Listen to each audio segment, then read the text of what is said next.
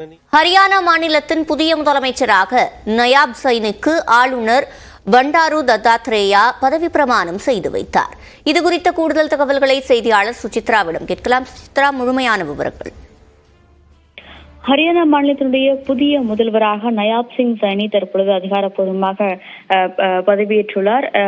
அம்மாநிலத்தினுடைய ஆளுநர் பண்டாரு தத்தாத்ரேயனுடைய முன்னிலையில் தற்பொழுது பதவி பிரமாணமானது நேரடியாக அங்கு நடைபெற்றிருக்கிறது. இன்று காலை முன்னாள் முதல்வர் மனோகர்லால் கட்டார் தலைமையிலான ஒட்டுமொத்த அமைச்சரவையும் ராஜினாமா செய்ததை அடுத்து தற்பொழுது புதிய அமைச்சராக நயாப் சிங் சைனி தேர்வு செய்யப்பட்டு இன்று பிற்பகல் அதிகாரப்பூர்வ அறிவிப்பை பாஜகவினுடைய மேலிட பொறுப்பாளர்கள் அறிவித்தது குறிப்பிடத்தக்கது. அதன் பின்னர் தற்பொழுது அதிகாரப்பூர்வமான பதவியேற்பு விழா என்பது ஹரியானாவில் நடைபெற்று வருகிறது. மிக முக்கியமாக அங்கு ஆட்சியில் இருந்த பாஜக மற்றும் ஜனநாயக் ஜனதா பார்ட்டியினுடைய கட்சியினுடைய அந்த கூட்டணிக்கு இடையேயான கருத்து வேறுபாடுகள் காரணமாக அவர்கள் அந்த பொறுப்புகளை மாற்றுவதற்கான ஒரு முயற்சியில் பாஜகவானது ஈடுபட்டு வந்தது. அதன் அடிப்படையில் ஏற்பட்ட கருத்து வேறுபாடுகள் மற்றும் மக்களவை தேர்தலுடைய கூட்டணி தொடர்பான பல்வேறு பிரச்சனைகள் காரணமாக இரண்டு கட்சிகளும் பிரிந்ததை அடுத்து தற்பொழுது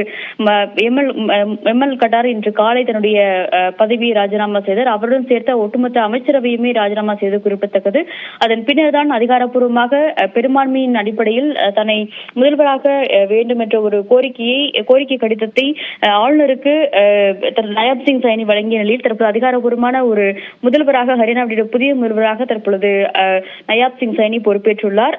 அவருடன் மற்ற அமைச்சரவை சகாக்களும் விரைவில் பொறுப்பேற்பார்கள் எனவும் எதிர்பார்க்கப்படுகிறது.